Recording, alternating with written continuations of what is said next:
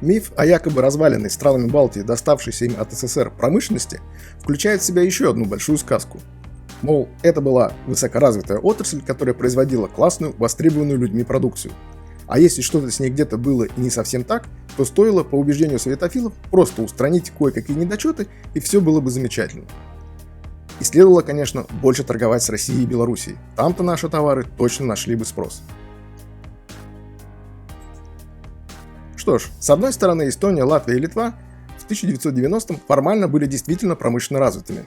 Доля обрабатывающей промышленности ВВП региона превышала треть. Это много. Здесь действовали предприятия большинства отраслей.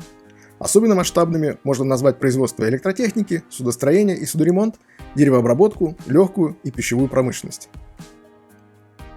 Однако, на душу населения, даже в Эстонии, где обработка была наиболее сильна, производилась продукции значительно меньше, чем в развитых странах Западной Европы или Северной Америки. Точную разницу определить довольно сложно, поскольку советское ценообразование было искусственным и радикально отличалось от стран с рыночной экономикой. Поэтому имеющиеся оценки существенно разнятся. Однако разрыв в любом случае был огромен. Например, по данным Института экономики и права Ивана Кушнера, который в свою очередь ссылается на статистику ООН, в 1990 году Эстония и Латвия произвели промышленной продукции на душу населения в 4,7 раза меньше, чем соседняя Финляндия. Литва отставала еще больше. Главная же проблема заключалась в том, что это была советская промышленность, которая страдала от массы типичных для нерыночной экономики недостатков. Они-то и подкосили отрасль при переходе на рыночные рельсы. Отсутствие в СССР из-за дефицита товаров и изоляции от мирового рынка хоть какой-нибудь конкуренции, нерыночная экономика, которая развивалась по искусственным планам, экстенсивная модель, при которой предпочитали больше строить новое, чем модернизировать уже имеющиеся, слабая мотивация низкооплачиваемых работников, которых вместе с теми за низкой производительностью труда использовалось чрезмерно много. Чудовищный перекос инвестиций во все, что связано с военно-промышленным комплексом в ущерб остальным отраслям. Перечислять недостатки советской системы можно долго. Приведу показательный пример из своего опыта. В выпуске про макроэкономическое развитие стран Балтии я упомянул, что успел поработать в советское время на одном из заводов объединения Punoneret. Поэтому знаю эту замечательную промышленность изнутри. Сегодня расскажу подробнее. Итак, работал я на центральном заводе объединения на Нарвском шоссе, практически в центре Таллина. На нашем участке собирали самые большие в мире милливольтметры размером с кофеварку. Работали замятым конвейером с ободранными столами, установленным где-то в 1960-х. Он периодически ломался, и тогда приборы передавали из рук в руки вдоль конвейера. Чтобы монтажники, которые работали паяльниками, не травили себя и окружающих, на рабочем месте была предусмотрена вытяжка, такая труба с небольшой прямоугольной дырой, которая часто ничего толком не втягивала. А инструменты, которыми мы работали, некоторые, похоже, брали из музея, а какие-то мастерили сами. Об одном из чисто советских ноу-хау, применявшемся на заводе для сборки приборов, я рассказал еще год назад в коротеньком дополнительном ролике, который можете найти по ссылкам либо сейчас на экране, либо в описании этого видео. В году где-то 90-91 руководство РЭТа пыталось создать с тайваньцами совместное предприятие по производству телевизоров. Тема была горячая, а Тайвань уже в ту пору был силен в электронике, один из мировых лидеров по производству телевизоров. Приехали представители тайваньской компании в Таллин, улыбаются, наверняка прикидывают в уме, сколько можно заработать на огромном и голодном до товаров рынке. Их водят по цехам, показывают производство, и с лиц постепенно смазывается тайваньская улыбка. Ну еще бы, людям из передовой страны показали настоящий советский завод со всеми его прелестями. В общем, сделка не состоялась, а РЭТ вскоре загнулся. После всего этого мне всегда смешно слушать рассказы советофилов о том, как либералы в Эстонии якобы сгубили замечательный РЭТ с его выдающейся продукцией. Мой рассказ будет далеко не полн, если не упомянуть еще одну тяжелейшую проблему советской экономики и промышленности в том числе.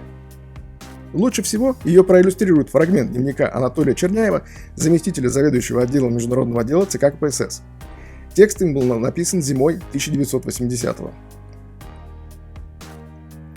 3 месяца работала комиссия ЦК под председательством Капитонова. И вот что она доложила на секретариате. За 2 года число краж возросло в 2 раза, стоимость украденного в 4 раза. 40% воров – сами железнодорожники. 60% воров – сами работники водного транспорта. 9-11 тысяч автомашин скапливаются в Бресте, потому что их невозможно передать в таком разобранном виде иностранцам. 25% тракторов и сельскохозяйственных машин приходят разукомплектованными. 30% автомобилей «Жигули» вернули на ВАЗ, так как к потребителю они пришли наполовину разобранными. На 14 миллиардов рублей грузов ежедневно находятся без охраны. Охранники существуют, их 69 тысяч, но это пенсионеры, инвалиды, работающие за 80-90 рублей в месяц. Воруют на много миллиардов рублей в год. Мясо крадут в 7 раз больше, чем 2 года назад, рыбы в 5 раз больше. Заместитель министра внутренних дел доложил, что в 1970 году поймали 4000 воров на железной дороге, а в 1979 – 11 тысяч. Это только тех, кого поймали, а кого не поймали, сколько их? Обратите внимание, все это творится задолго до ненавистной советофилам перестройки, которая, по их мнению, сгубила их любимый СССР. 1979 год – самый пик так любимой им брежневской эпохи, во время которой, по их словам, в СССР царили порядок и процветание. Я отлично помню это советское воровство, которое я видел собственными глазами, настолько оно было повсеместным.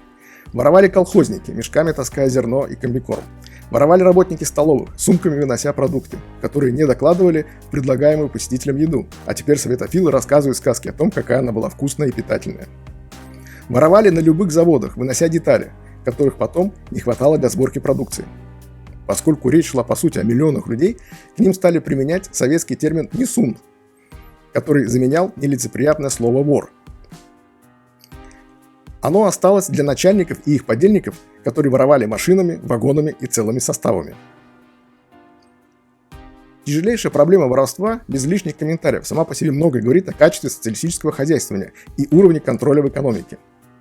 Ненавистная советофилам перестройка как раз и потребовалась для того, чтобы как-то справиться с наиболее неприятными дефектами советской системы и вывести застойную экономику на траекторию роста.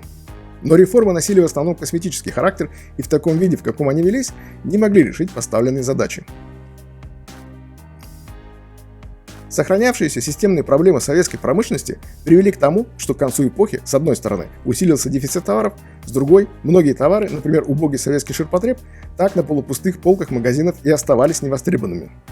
Население предпочитало втридорога раздобыть иностранную одежду, обувь и бытовую технику намного качественнее и красивее советских.